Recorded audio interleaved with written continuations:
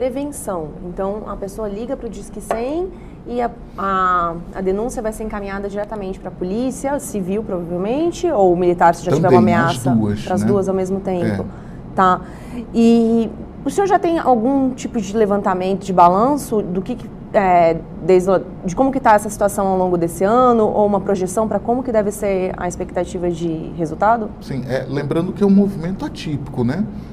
O fluxo, o cotidiano da central, ela apontava para um movimento contínuo de tipos de ligação, né? Muito forte na questão da criança e adolescente, mas com um histórico já de exploração sexual, abuso sexual, trabalho infantil, né?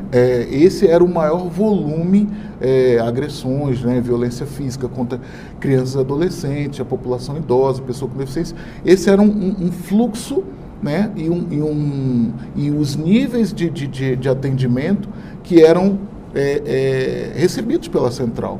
E nos tempos, nesses últimos dias, mais precisamente da última quinta-feira para cá, isso se altera com um número muito grande de informações, o que mostra que a população está também muito vigilante, os pais, no modo geral, os familiares dos estudantes estão muito vigilantes a esse movimento e também têm buscado entender a partir de olhar para as redes sociais dos seus filhos, né, dos grupos de WhatsApp, aonde essas informações estão chegando, e estão também entendendo que o Disque 100 é esse canal que eles possam estar denunciando. Então, houve um aumento significativo. Percentual, o senhor não tem uma ideia A gente ainda não está conseguindo fazer esse levantamento de percentual, mas houve um acréscimo significativo no número de ligações, contendo já informações de violência ou de supostos ataques em escolas.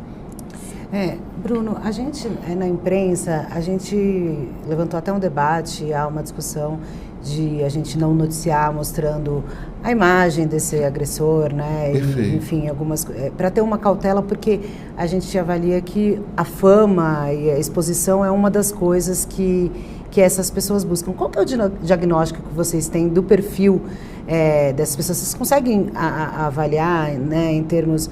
O que a gente está vivendo? Que fenômeno é esse que era uma coisa que era tão distante e chega ao Brasil? O senhor acha que também talvez tenha relação com o ex-governo Bolsonaro nesses últimos 4 anos, ou não dá para fazer essa ligação direta? Como é que se avalia o perfil dessa pessoa, como ele deve ser tratado e de onde vem isso? Esse é um movimento mundial, né?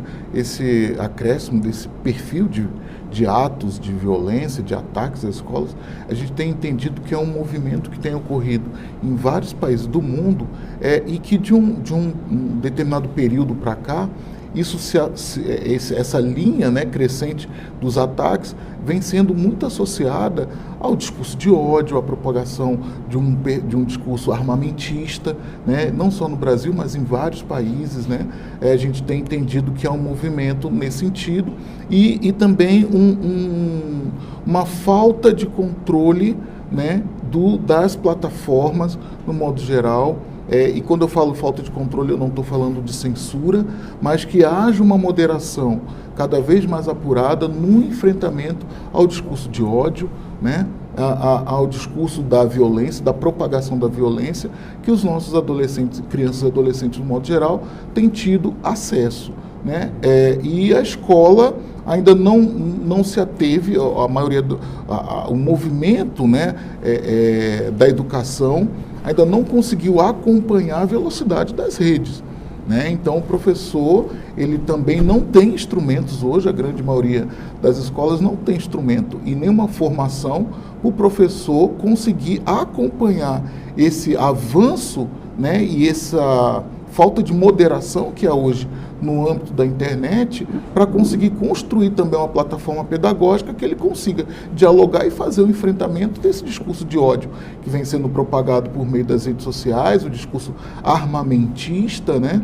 E vem facilitando, né, a consolidação dessas redes, a partir das redes, de estruturas que a gente achava que tinham sido extintas, né, como células neofascistas, células nazistas, já consolidadas no Brasil e que vai nos demandar um esforço de enfrentamento muito grande em combatê-las. Qual que é a principal orientação do ministro Silvio Almeida em relação a esse tema? E uma outra coisa, o senhor falou antes que aumentou o número de denúncias. Tem uma ideia, a gente consegue ter uma ideia de quais estados isso aconteceu mais? Nós estamos fazendo esse balanço nesse momento. Exatamente nesse momento a gente está levantando esses dados, tentando entender melhor, a partir dos relatos, né, quais são as redes que as pessoas têm colocado como, têm percebido, né, a propagação e a divulgação de perfis com conotação de violência, de ataques, de ameaças. Então a gente está exatamente nessa fase, como a gente está no calor do momento, né, de repactuação desses fluxos com a Polícia Militar, com a Polícia Civil, com o Cyberlab, que é uma estrutura do Ministério da Justiça que faz todo o enfrentamento à violência e combate aos crimes cibernéticos. A gente está nesse momento fazendo esse levantamento. Mas, por óbvio, São Paulo sempre se destaca até pelo número da população, como o maior número de denúncias vindo dos